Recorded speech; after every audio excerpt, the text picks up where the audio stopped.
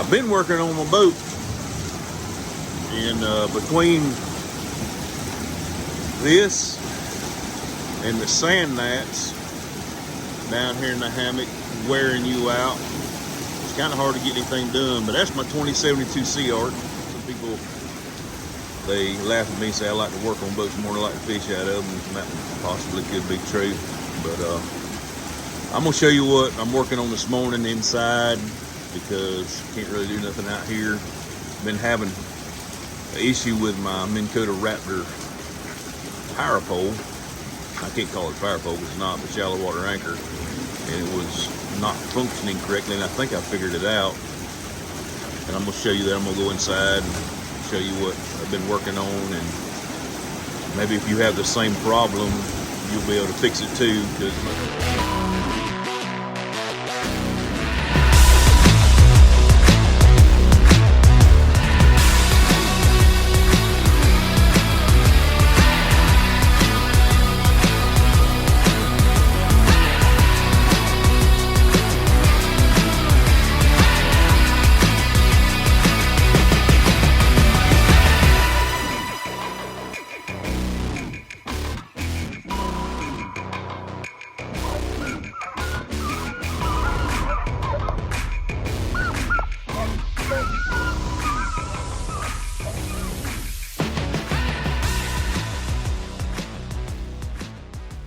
Anyway, as I said, been working on my boat.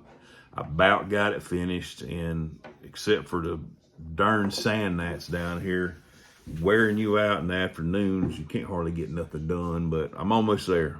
Like I said, I changed over from a tiller on that thing to a console and steering and throttle, because my old wrist and thumb, it's hard to keep that throttle on that tiller twisted, especially that big old motor, and steering and putting pressure on it. So I had to change up.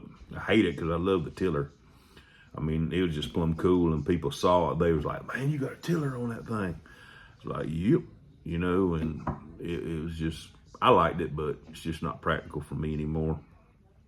So been doing that, and I had to re-rig and rewire everything and add more stuff. And so I was out there almost finished. I got one last thing to do. I'm trying to sync my motor to my Ray Marine Axiom screen, so my gauges will be on that, so I can see my RPM and, you know, temperature and oil pressure and, you know, water pressure and all that. I'm having trouble with that and issues. I'm trying to work it out. So I was testing my Minn Kota Raptor 10-foot shallow water anchor, which is similar to a power pole. And I had no trouble out of it. I have for 2 years, and it pulls down, holds your boat in place. If you don't know what it is, hit a button, it lifts up, and you can go again. It's just a anchor, you know, to hold you still. And it's been working fine. Last time I used it, I had trouble. Battery went dead in the remote. I mean, because just that's what batteries do. And replaced the battery, went working fine. So I was out there and I powered it down. It went down good. When I started coming up with it, it started jumping and making a weird noise. I'm like, what's going on with that thing? And then all of a sudden, after that, all it did was click. You could push the button, click, click, click, click. You could go down there manually on the pump itself, push the buttons, and just click. So I checked my battery in my boat. It was fine. Reset the pump and the system. It's still clicking. So I got down there listening, and I got down there to the pump assembly, and I could hear clicking inside. So I pulled the cover off, and so there's got to be a solenoid or something in there. That's what it sounds like like on an old car when you turn the key and it click, click, click. You know, it's just a solenoid clicking. But there wasn't one, you know, and all that was there was a electric motor, the control board, and the electric motor sits on top of the pump, and then there's the oil reservoir, because it's hydraulic. So I got to listen at the top of that electric motor. I hear clicking in there. So I said, something is wrong, you know.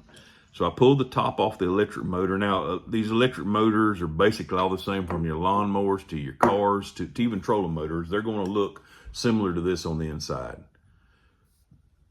This is where your hot and negative come in. These are brushes, spring-loaded brushes.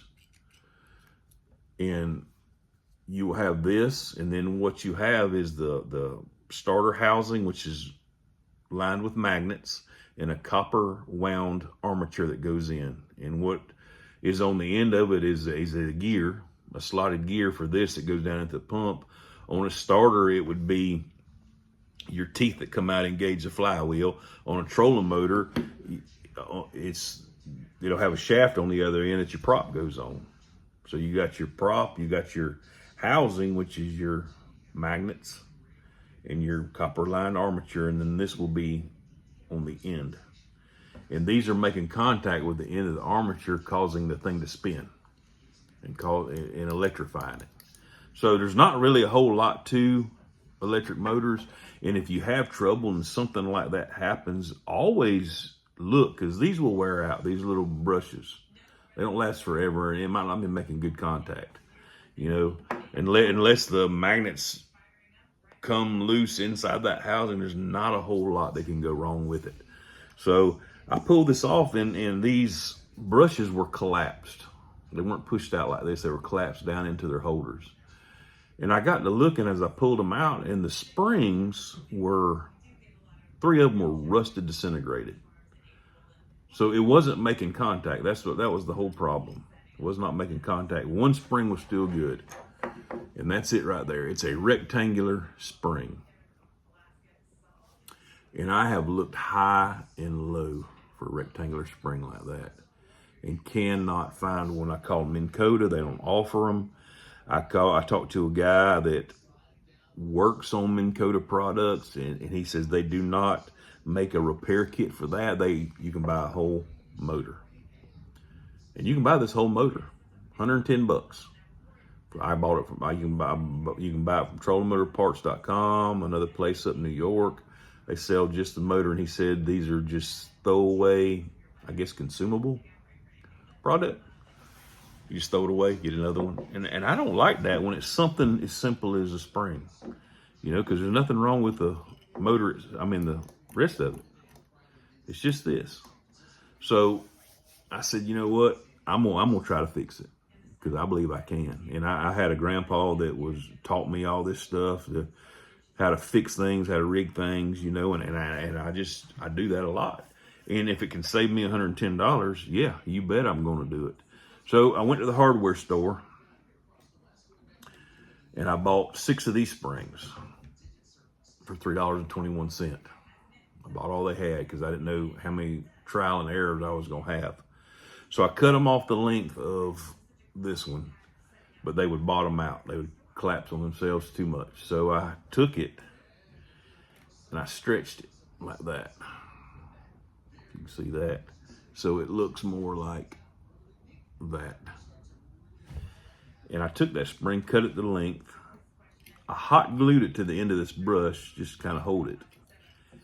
And look at there. They're springy. And they go in far enough that I can get the armature back in there. And we're going to try it here in a little bit. We're going to see if this works or not. Now, I don't know if it is, but we're going to try it. We're going to give it a good shot, because if I can save the money, I'm going to save the money, because that's all that's wrong with it. Now, you can buy this whole deal right here. It goes in here. It's just a holder with these things. But I don't really want to get into rewiring everything and trying to solder everything back. And I don't know the exact size or the exact one. If you order it, you're taking a chance. So, you know, I'm going to try this first and see if it works, because it's not that hard. And that's just kind of what we're doing with these videos, just showing you that you can do things yourself. It's time we start doing that. It's time we start, you know, trying to solve problems instead of just replacing parts. So what happened was, why I think these disintegrated, was this leaked. I don't know, last year my boat, it was raining kind of like it is out there right now. I was listening to something. It was thunder. But it was raining like it was a while ago, rained for about a whole day, and my drain plugs on my boat got stopped up with some leaves or some trash or something. And my boat filled up with water, and water got inside here.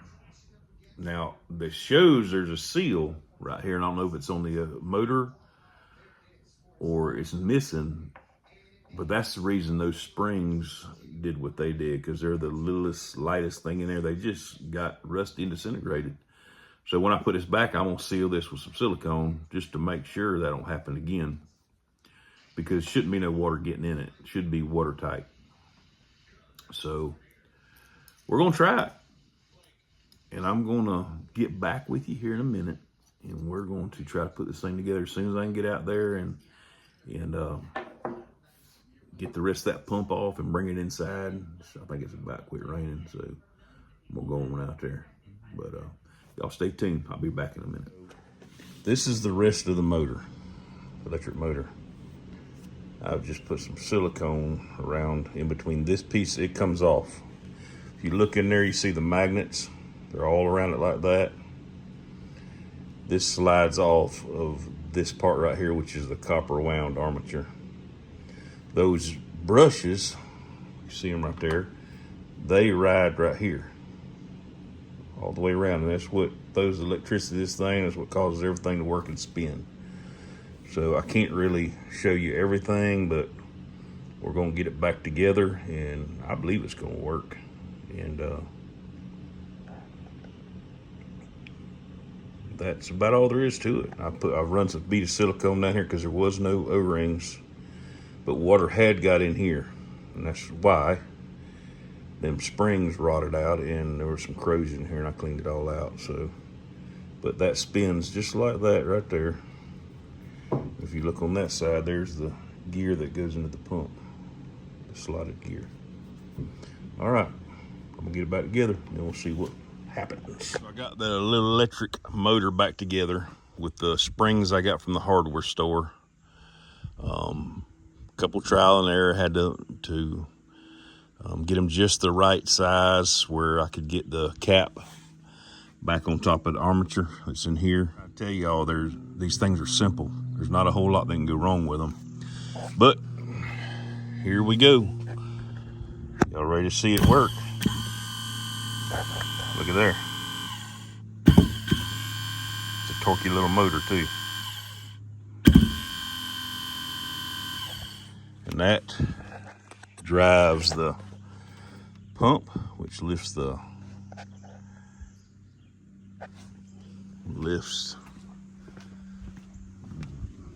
Minn Kota Raptor up and down.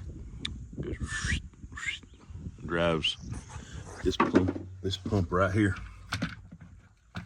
which you can see where the water had been in it, where it had sat in there and drained out. But that's all there is to it. Simple fix. All right, everybody. I got it back in. It's hooked to the control board. That's what that is. I don't have the cover on or nothing. I ain't put it back yet. I'm going to test it before I put it all back together. So, remote down. Y'all ready for this?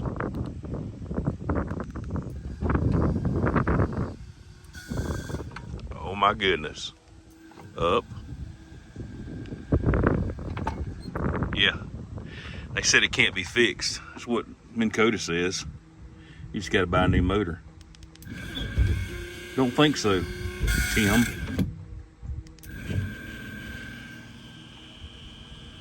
All right, that's what it looks like all back together. Right there. And it does work. You there?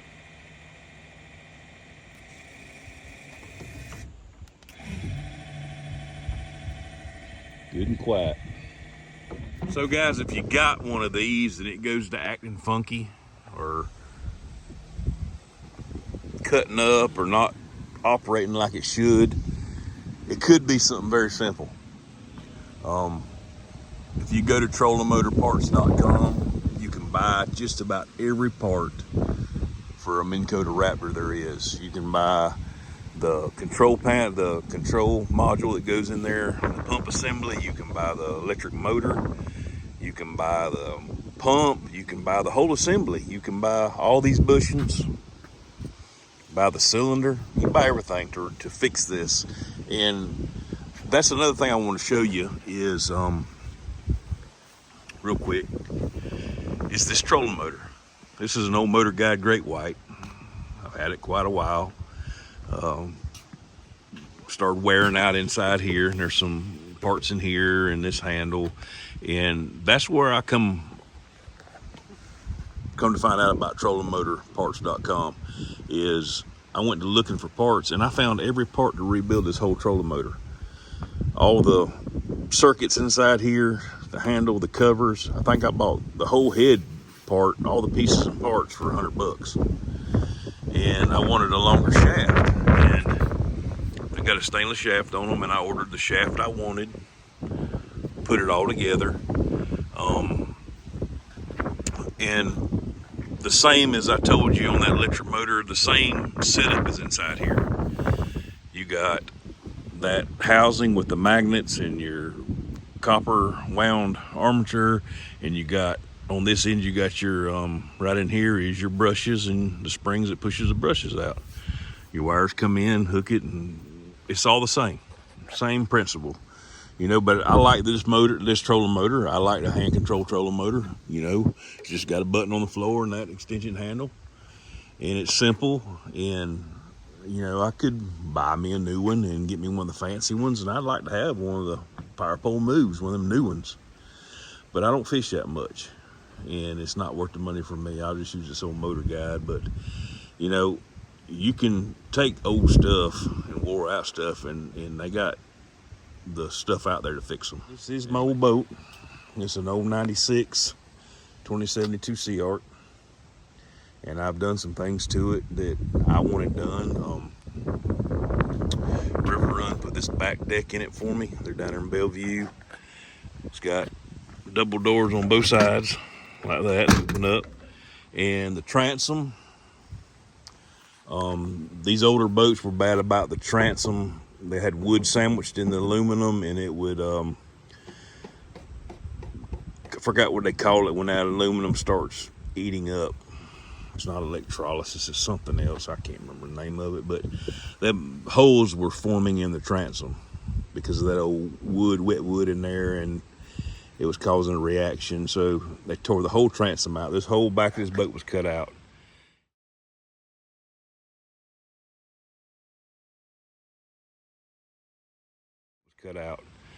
They built a new transom in it and put me a tunnel in it. And if you can see right there, the tunnel was 9 inches, and it didn't quite work out like I wanted it to. So I took it to a buddy of mine, and we made it to a 6-inch tunnel. That's why you see the two different weld spots right there. And the same person built this original grab bar set up. This is when I had the tiller on it. Had just a little electronics box right here and a triple airboat seat, and it sat further back when I had the tiller on it. But when I went to the steering, we built a bigger console box and added a little more to it right there, as you can see, and moved it forward because these tunnel boats this one runs a little better with weight in the front. But that's it. Rattle can paint job. You know how I like them rattle can paint jobs. That's it. And some old of this stuff from Amazon, which don't buy none. If you ever buy it, go ahead and spend more money if you're going to do it and get the good stuff, because it's already deteriorating. It ain't been on here a year and a half. As you can see, it powders up, but it'll do for right now. Running a 6-inch, 6-inch Bob's Action Jack, and running a SWW PowerTech prop with a lot of bite in it. But other than that, that's my boat. And hopefully this next week we're going to do some fishing. Maybe get some good videos. Hope you enjoyed this episode of Swamp Revival, and I hope it helps. Hope it gives you some ideas, and maybe save you a little money in the long run. Hey, we'll catch y'all on the next one.